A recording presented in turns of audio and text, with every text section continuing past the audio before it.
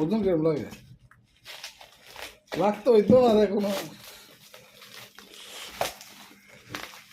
ও তো জোয়ারই মানুষ, তার খালি চিন্তাই তো করে জোয়ার।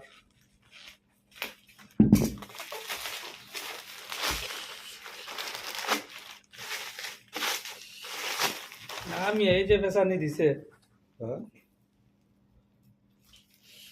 এই যে ফেস দেওয়া দিছে, কিস ব্যাগ দিয়ে বানছে।